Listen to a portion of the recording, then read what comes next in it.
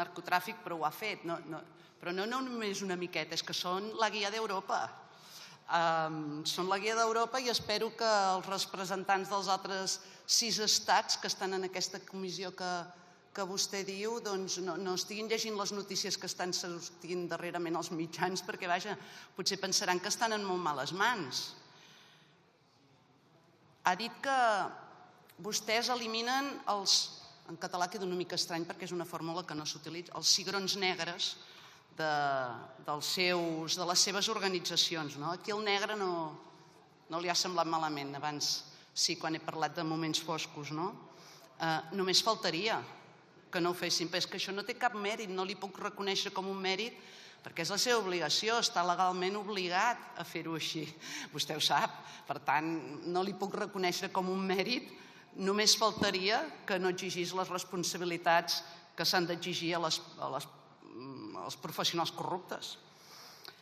Moments foscos, que no li ha agradat la paraula foscos, més que res perquè ha dit que potser m'havia d'haver referit a anualitats anteriors, és cert, 2017-2018 van ser molt foscos, certament per a la ciutadania de Catalunya, però escolti, que vostès també fa molts mesos que estem esperant desclassificacions de documents importantíssims en comissions molt rellevants per obrir la veritat a la ciutadania i, doncs sí, transparents no són, més aviat són foscos, per tant, sí, m'hi he de reafirmar.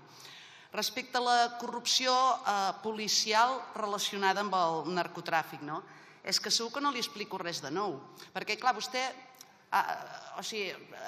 no se sentia com interpel·lat pel que estava dient, de que ens estem apropant a ser considerats un narcoestat. M'ha fet un no claríssim gestual, i segur que vostè ho sap, perquè ho sap tothom que entén una mica del tema i per tant segur que vostè ho sap. Els famosos 3 estadis per ser considerat un narcoestat. El primer, el de la implantació logística al territori. Apa, que no n'hi ha de narcopisos, boscos narco i cases narco. O sigui, n'hi ha per donar i per vendre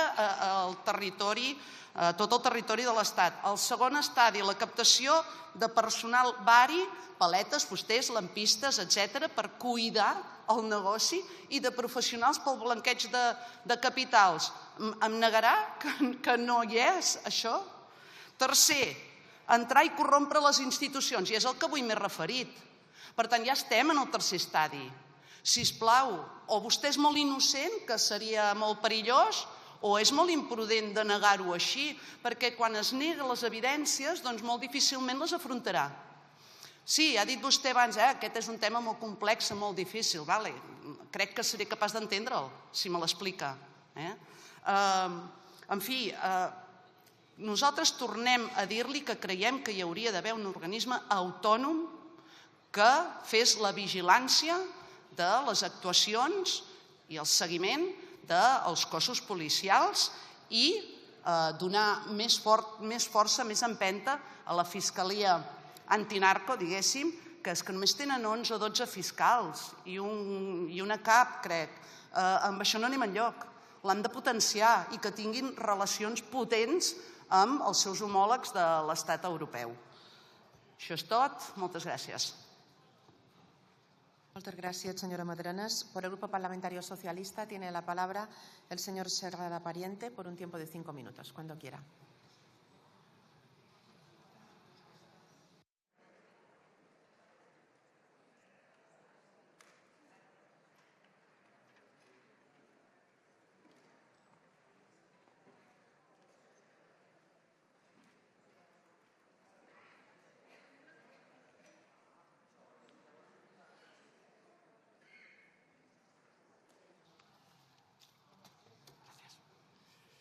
Muchas gracias, presidenta. Muchas gracias, ministro. No, señorías de Vox, no.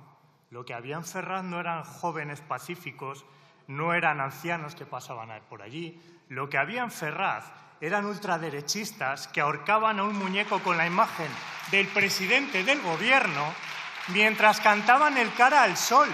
Eso es lo que había en Ferraz. Y todo organizado por ustedes. Y lo peor, todo amparado por el Partido Popular. con su silencio. Nunca condenaron lo que pasó en Ferraz y todavía siguen sin condenarlo. Y señorías de la derecha y de la extrema derecha, la policía no es del PP, no es de Vox, la policía es de todos y de todas. Métanselo en la cabeza y la policía persigue a los delincuentes, muchos de ellos entre sus filas, señorías. Y hoy, señorías, claro, preguntaba el ministro, ¿no han citado al señor Mazón?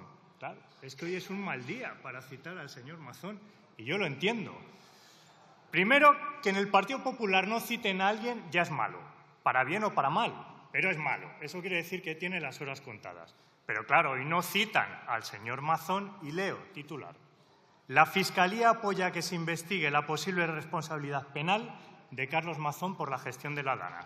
Es decir, señorías del PP, ya sabíamos que el señor Mazón era un incompetente. Ahora van a dilucidar los tribunales si además tiene alguna responsabilidad penal en su gestión.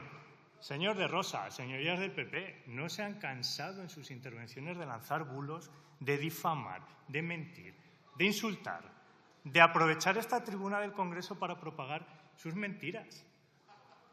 Señorías, la información de la EMET y de la Confederación Hidrográfica no era falsa, no era mentira,